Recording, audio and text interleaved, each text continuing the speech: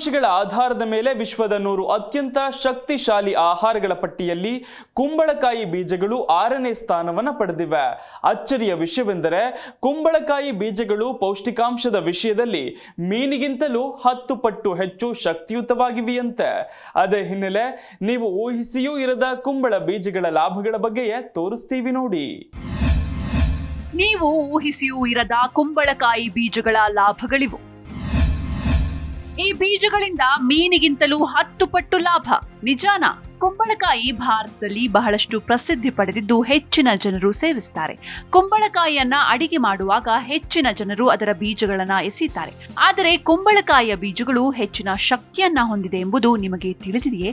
ಅಂತಾರಾಷ್ಟ್ರೀಯ ಮಾಧ್ಯಮದಲ್ಲಿ ಪೋಷಕಾಂಶಗಳ ಆಧಾರದ ಮೇಲೆ ವಿಶ್ವದ 100 ಅತ್ಯಂತ ಶಕ್ತಿಶಾಲಿ ಆಹಾರಗಳ ಪಟ್ಟಿಯನ್ನ ಸಿದ್ಧಪಡಿಸಲಾಗಿದ್ದು, ಇದರಲ್ಲಿ ಕುಂಬಳಕಾಯಿ ಬೀಜಗಳು 6ನೇ ಸ್ಥಾನವನ್ನು ಪಡೆದಿವೆ. ಆಶ್ಚರ್ಯಕರ ವಿಷಯವೆಂದರೆ ಕುಂಬಳಕಾಯಿ ಬೀಜಗಳು ಪೌಷ್ಟಿಕಾಂಶದ ವಿಷಯದಲ್ಲಿ ಮೀನಿಗಿಂತಲೂ ಹೆಚ್ಚು ಶಕ್ತಿಯುತವಾಗಿವೆ. ಮುಂದಿನ ಬಾರಿ ನೀವು ಕುಂಬಳಕಾಯಿ ಬೀಜಗಳನ್ನ ಎಸೆಯುವ ತಪ್ಪನ್ನ ಮಾಡಬೇಡಿ. ಕುಂಬಳಕಾಯಿ ಬೀಜಗಳ ವಿಶೇಷತೆ ಏನು ಮತ್ತು ಅದು ಹೇಗೆ ಶಕ್ತಿಯುತವಾಗಿಸುತ್ತೆ, ಅದನ್ನ ನಿಮ್ಮ ಆಹಾರದಲ್ಲಿ ಹೇಗೆ ಸೇರಿಸಿಕೊಳ್ಳಬಹುದು ಎಂಬ ಮಾಹಿತಿ ಇಲ್ಲಿ ನೀಡಲಾಗಿದೆ. ಕಬ್ಬಿಣ ಮತ್ತು ಮ್ಯಾಂಗನೀಸ್. ಕುಂಬಳಕಾಯಿ ಬೀಜಗಳು ಕಬ್ಬಿಣ ಮತ್ತು ಮ್ಯಾಂಗನೀಸ್ನ ಅತ್ಯುತ್ತಮ ಸಸ್ಯ ಆಧಾರಿತ ಮೂಲವಾಗಿದೆ. ದೇಹದಲ್ಲಿನ ರಕ್ತಹೀನತೆಯನ್ನ ತೆಗೆದುಹಾಕುವಲ್ಲಿ ಕಬ್ಬಿಣವು ಸಹಾಯಕವಾಗಿದೆ. ಹಾಗೆಯೇ ದೇಹ ಮತ್ತು ಮೂಳೆಗಳನ್ನ ಬಲಪಡಿಸಲು ಮ್ಯಾಂಗನೀಸ್ ಅಗತ್ಯವಿದೆ. ಹೃದಯವನ್ನ ಆರೋಗ್ಯವಾಗಿಡಲು ಸಹಕಾರಿ. ಕುಂಬಳಕಾಯಿ ಬೀಜಗಳಲ್ಲಿ ಮೆಗ್ನೀಷಿಯಂ ಸಮೃದ್ಧವಾಗಿದೆ. ಇದು ರಕ್ತದೊತ್ತಡವನ್ನ ನಿಯಂತ್ರಿಸಲು ಮತ್ತು ಹೃದಯದ ಲಯವನ್ನ ಕಾಪಾಡಿಕೊಳ್ಳಲು ಸಹಾಯ ಮಾಡುತ್ತೆ. ಒಮೆಗಾ 3 ಮತ್ತು ಒಮೆಗಾ 6 ಕೊಬ್ಬಿನಾಮ್ಲಗಳು ಉರಿಯೂತವನ್ನ ಮತ್ತು ಕೆಟ್ಟ ಕೊಲೆಸ್ಟ್ರಾಲ್ ಅಂದ್ರೆ LDL ಅನ್ನು ಕಡಿಮೆ ಮಾಡುತ್ತೆ. ರೋಗ ನಿರೋಧಕ ಶಕ್ತಿ ಬಲಪಡಿಸುತ್ತೆ. ಕುಂಬಳಕಾಯಿ ಬೀಜಗಳಲ್ಲಿ ಇರುವ ಸತುವು ಪ್ರತಿರಕ್ಷಣಾ ವ್ಯವಸ್ಥೆಯನ್ನ ಬಲಪಡಿಸುತ್ತೆ.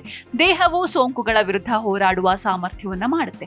ವಿಟಮಿನ್ ಇ ಉರಿಯೂತವನ್ನ ಕಡಿಮೆ ಮಾಡುವ ಮೂಲಕ ರೋಗ ನಿರೋಧಕ ಶಕ್ತಿಯನ್ನ ಹೆಚ್ಚಿಸುತ್ತೆ. ಇದರಲ್ಲಿರುವ ಕ್ಯಾರೋಟಿನಾಯ್ಡ್ಗಳು ಮತ್ತು ವಿಟಮಿನ್ ಇ ನಂತಹ ಆಂಟಿ ಆಕ್ಸಿಡೆಂಟ್ಗಳು ದೇಹದಲ್ಲಿನ ಸ್ವತಂತ್ರ ರ್ಯಾಡಿಕಲ್ಗಳ ವಿರುದ್ಧ ಹೋರಾಡುತ್ತವೆ. ಮೂಳೆಗಳಿಗೆ ಬಲ ತುಂಬಿಸುತ್ತೆ. ಮೆಗ್ನೀಷಿಯಂ ರಂಜಕ ಮತ್ತು ಸತುವು ಮೂಳೆ ಸಾಂದ್ರತೆಯನ್ನ ಕಾಪಾಡಿಕೊಳ್ಳಲು ಮತ್ತು ಆಸ್ಟಿಯೋಪೋರೋಸಿಸ್ ಅನ್ನು ತಡೆಯಲು ಅಗತ್ಯವಾದ ಅಂಶಗಳಾಗಿವೆ.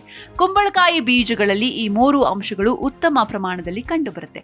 ಇದರ ನಿಯಮಿತ ಸೇವನೆಯಿಂದ ಮೂಳೆಗಳು ಬಲಗೊಳ್ಳುತ್ತೆ. ಕೂದಲು ಉದುರುವಿಕೆಯನ್ನ ತಡೆಯುತ್ತವೆ.